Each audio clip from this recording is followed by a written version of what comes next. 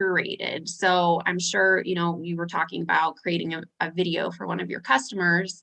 People want to see customers on video. They want to see behind the scenes. You have a product that goes, you have a warehouse, you have an assembly line, like go take your phone, shoot a minute video of what does this look like?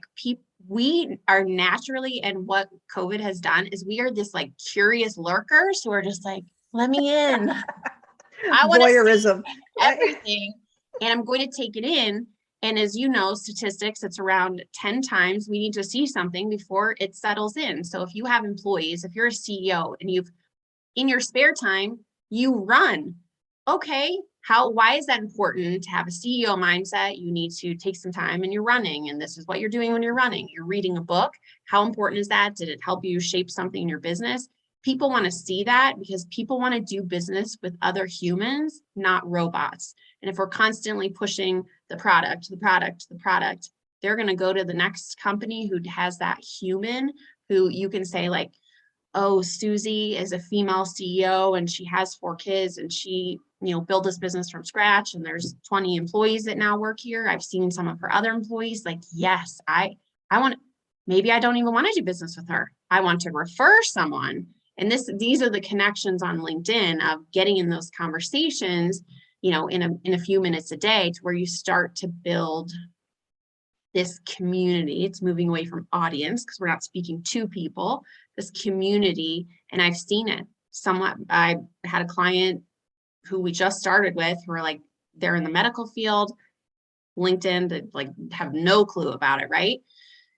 She's like, we cannot fill positions. We are in a remote area. Nobody knows who we are. And I was like, you have to start curating an audience, people at hospitals and feeder cities, people who have families that want to move to the rural area. And she's like, Celeste, the first day I go on, I see someone that I used to work with who's now over here. I connected with her. I started talking about it.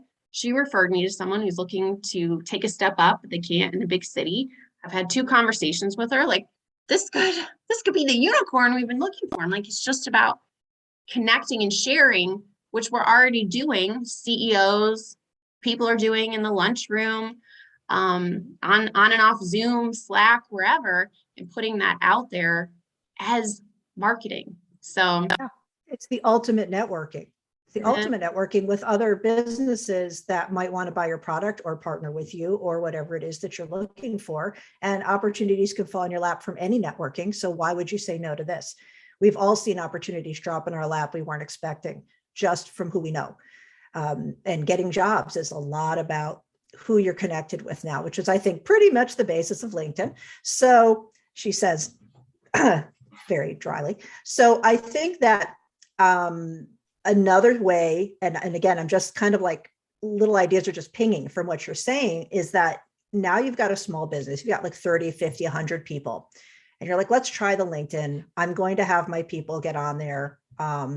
And people who don't have time can, have their assistant share, or someone in the place can share. That's not necessarily a marketer. It's like, oh, here's a good article. Do you want me to share this? And you can have someone do the little stuff while the salespeople are on the road, whatever. But then that person might also say completely authentically, wow, we just had this customer, he had this problem, and so thought of this, and we got on the phone and we sourced it and we found it. And this is why I love this kind of job, which is what you say to your spouse when you go home. And it's what you say to someone when they ask about working in that industry. And it's what they say when they say, well, why do you still work in that little rural place? And putting that out there into the interwebs universe, I love interwebs, that's much, much bigger than, oh, Mark Cuban posted another article. I know Mark Cuban is viral, but I'm saying for people who are your community, who want to engage with you, they're thinking about you and the other person, and they're watching your company page, and they're like, they go out of the way. I don't know that Barney down the road did that. So that makes a huge difference. To see the people care about their job, not just the company. I think that's my point. Absolutely. Okay. And I think that comes from getting a little bit uncomfortable and saying, hey, for the next 90 days, these thoughts I have, some conversations, I'm going to jot them down. My company is giving me a little bit of a framework of, here's 5 or 6 ways you can write a post, short form, long form, etc. We always want to be asking a prompt too. So I see a lot of people make this mistake on LinkedIn where they're just like, bah, and then, well, it didn't get any views and engagement. First of all, Trevor and I definitely come from a place of views and engagement. You can buy that. It's not necessarily the end all be all for a company, because there are a lot of Gen X baby boomers who are on LinkedIn who are lurking. You don't always hit the like and comment. So you can have people who are, I have people all the time who are like, I've been looking at your content for 2 years. What, where did you Oh, come yes. from, right? Oh, yes. Somebody from high school started talking to me on LinkedIn the other day that I haven't talked to in like 5 years. And I was like, hi, that's great. He's Right. like, I didn't know you do this out of the blue. So they're watching. So it's just about getting comfortable putting that out there. And again, hello employee, a lot of companies have referral bonuses as well. You want to start bringing in some people to your company and monetizing this, like start sharing about your company on LinkedIn. So it's, again, it like has all of these like, oh, it can fill this bucket and fill this bucket. But I think again, it's changing the mindset of how a business operates of, and I come from an industry, the hospitality industry. My husband is still in it, and I'm very much tied to it, of significant, and I'm sure some of your listeners as well, right? We had to cut positions.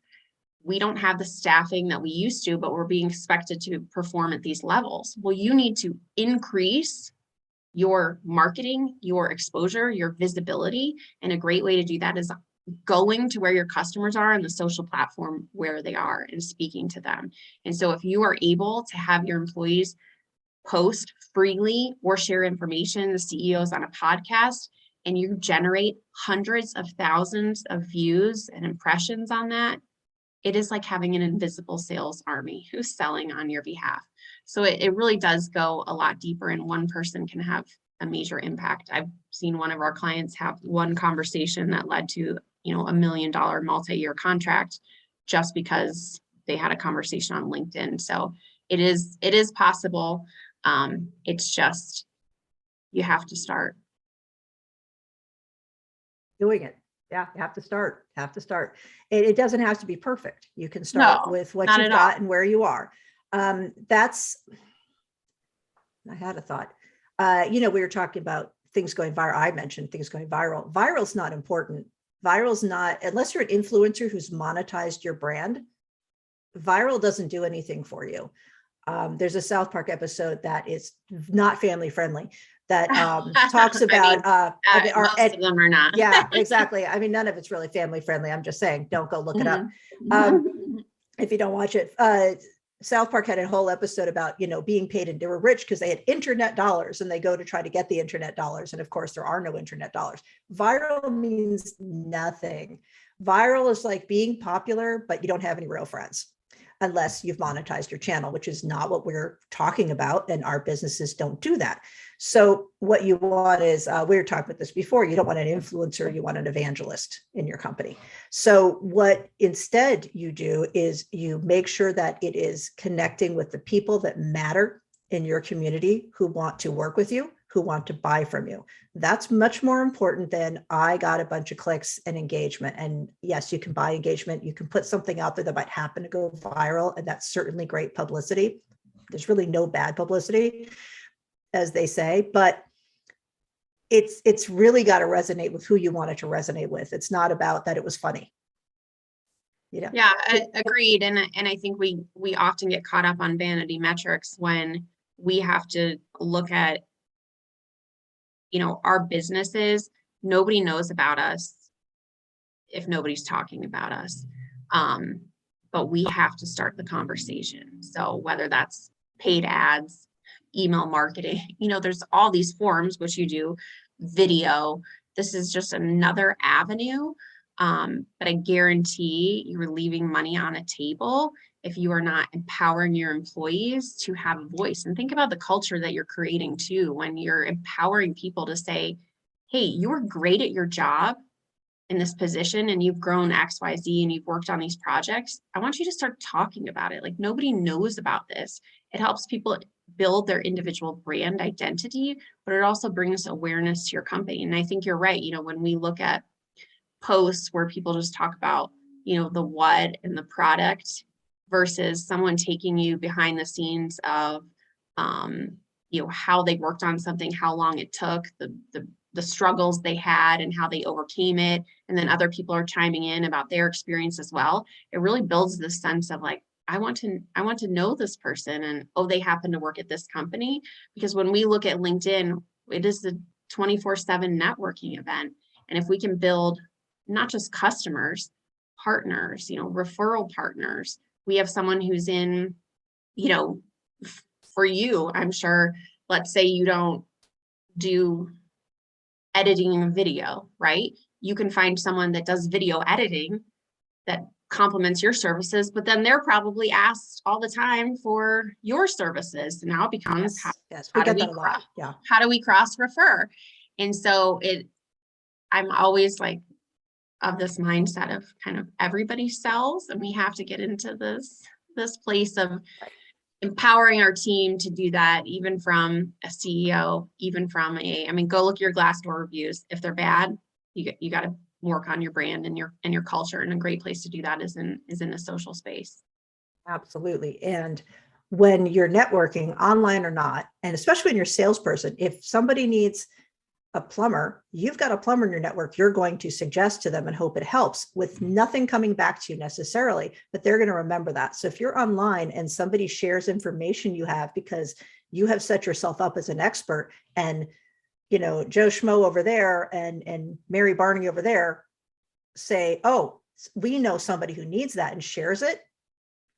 That's all you needed, right? That's all you needed, was someone to see your post and bring it to the right person for you. If you don't put the post, you're not going to get those people to share it. And when you said about, starting the conversation, my personal experience is that's somewhere that some people put up their hands and say, I don't know how to do that. So I've said, you're introducing yourself. Would you buy a TV ad? Especially with people who've done old school marketing for a long time. Would you send a direct mail to people on this list? Okay, so introduce yourself in a video. That's all I'm asking you. So sometimes it's just reframing what those things are, and the buzzwords and the lingo that we know, and a lot of people know, millennials do in business, but not everybody does. So sometimes it's just reframing how you think about it to make it less scary. And then, of course, you call Celeste and Trevor, and they take you the rest of the way, right? So, baby step you into LinkedIn, but I'm such a proponent of it. Looking back over my years in sales and marketing, and we joked because marketing really was like creating flyers and putting them on people's cars. We're going to do a blitz, right? Like marketing has completely changed. And I would just like to say, if you have 1 to 2 salespeople on your team, you're a small business, LinkedIn is the world's largest free CRM. So if you're buying lists, like you don't need to do any of that stuff. I can slice and dice a list with 200 search criteria, using 200 search criteria on LinkedIn. I can whittle down a list of 16, 25, 100 people that is then my prospecting list, so to speak.